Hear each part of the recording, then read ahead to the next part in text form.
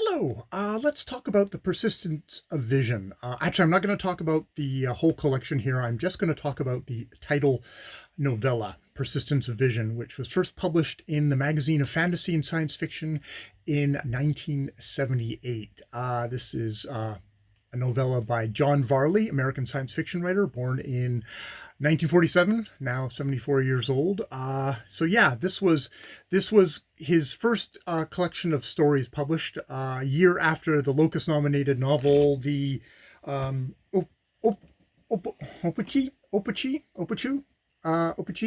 Hotline. His first novel, which was published the year beforehand. This novella really hit. Like just at the beginning here, got really great critical reception as it was first published. It won the Hugo, Nebula, and the Locust Award, and this collection won the Locust Award as well. So certainly very highly vaunted as it was first published. I'm doing this review because I'm next going to do a book tag. Over here on BookTube, we do book tags where you get asked certain questions. And one of the questions was, "What was your favorite short story?" And for me, it was that this novella came up, and I thought, "Oh, hey, why not read it?" And I read it, and now I have some thoughts about it. So I figured I'd just put it in a little separate review of its own, so I would have my thoughts more organized for when I actually do the tag, which will be next. So, because I have thoughts about this story that I probably read originally somewhere in the 80s and 90s, and really loved at the time, and I loved it in a very uncomplicated way then. And now that I'm older and crankier, it's more it's more complicated than that. And also, thankfully, the times have probably have highlighted some of the faults that I do find in this novella. So yeah, the plot synopsis. There is this drifter, this guy. He's like 47, who is it's a decaying United States. I think he says he's on like the fourth or fifth depression at this point, and he's decided to he's hitchhiking across the United States. He's just going wherever he can. Couldn't find a job, and he's just going, and you get the real sense that he doesn't particularly fit in. He ends up in a bunch of like communes in Taos.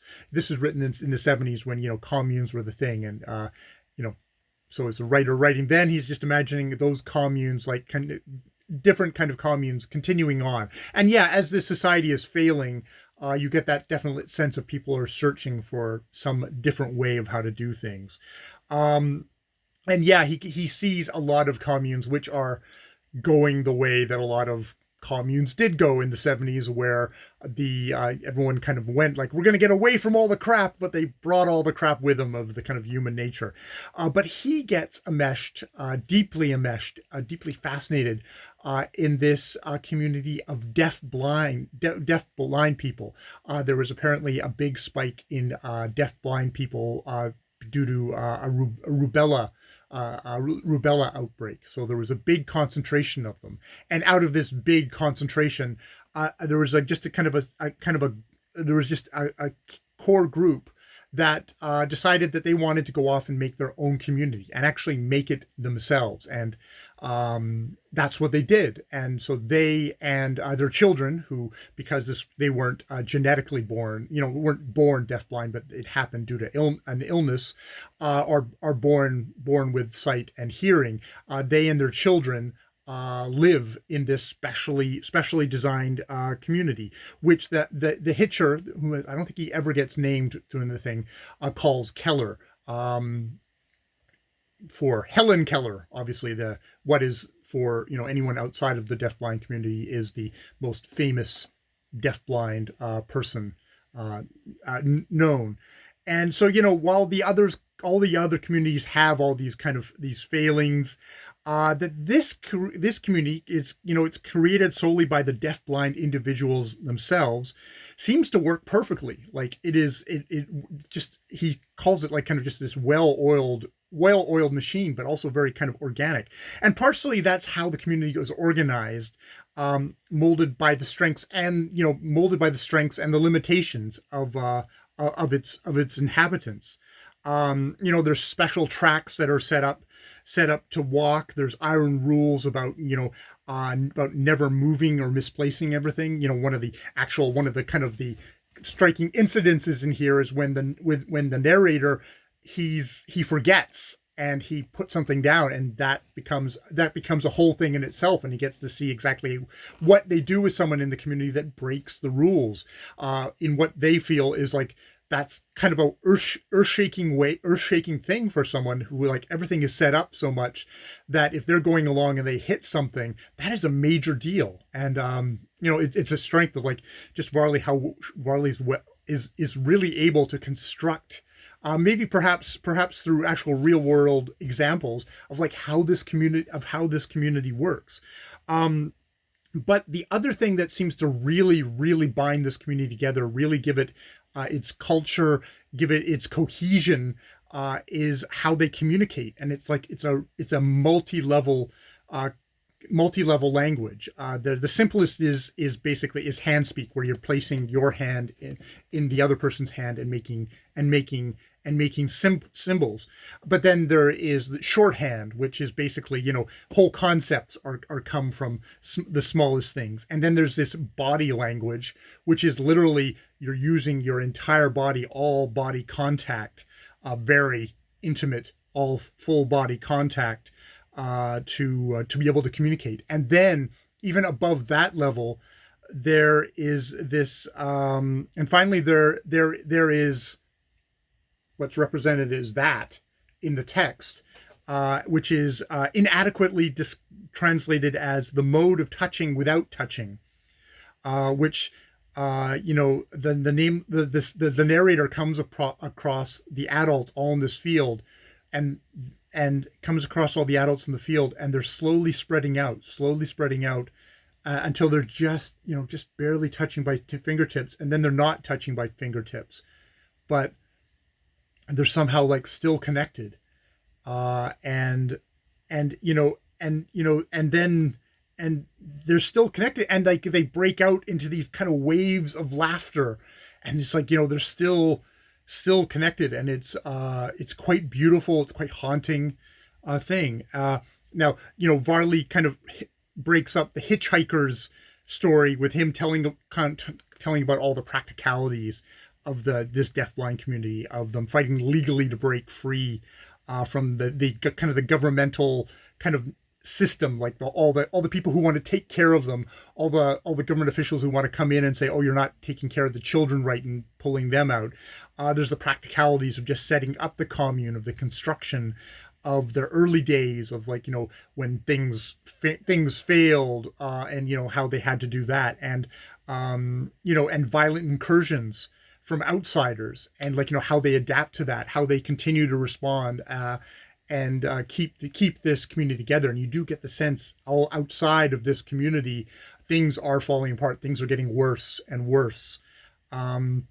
So, Varley does a really great job of showing this kind of lost middle-aged man becoming more and more immersed in this new culture. And that's the science fiction. This is the science fiction element of this book, because you could say there's nothing in here that is spaceships or anything like this. This is science fiction, speculative fiction, where it's like, here's a new society, here's a new culture, and this is how it works. And this is it's science fiction applied to societal things, of, like, how they are set up, and just how they communicate being such the kind of the key thing to that.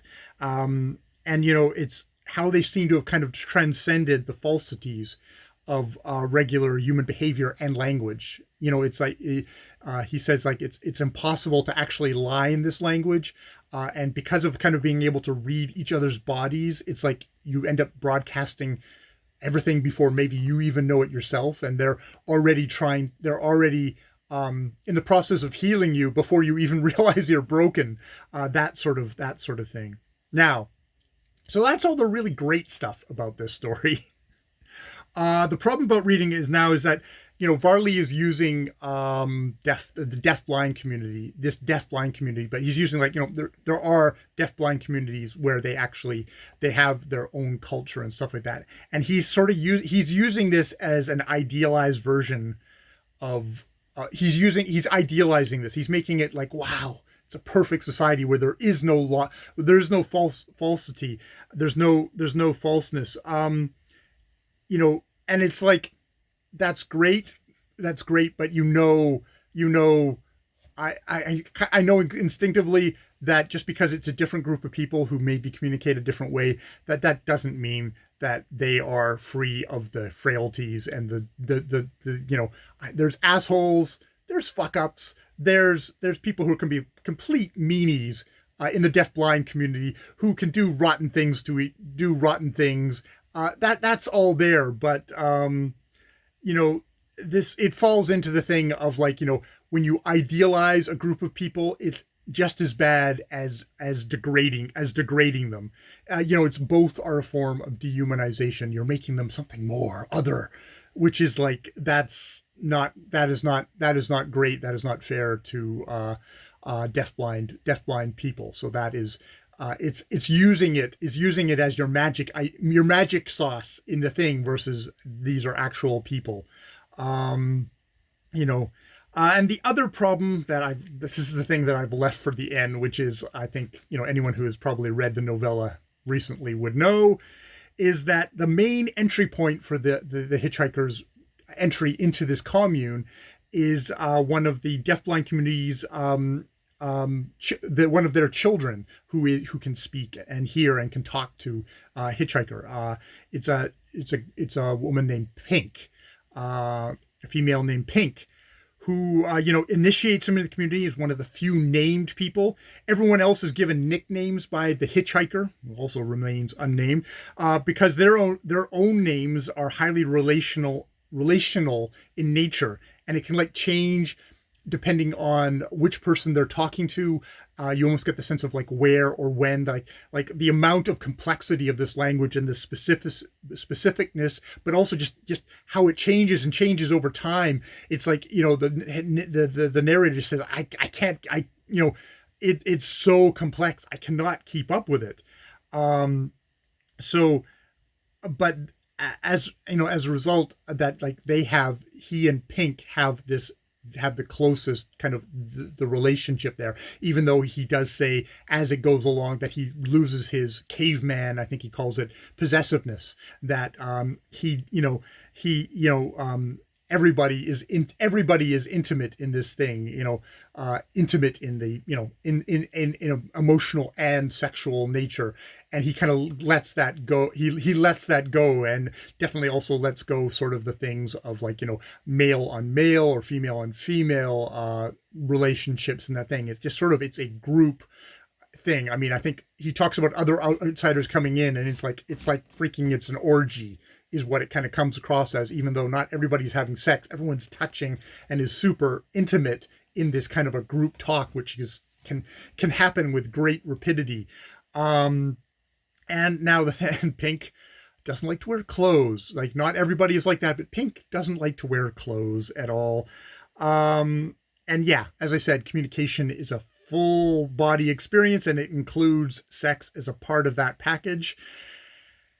And, probably not hard to guess, Pink is 13 years old. Yeah, of course.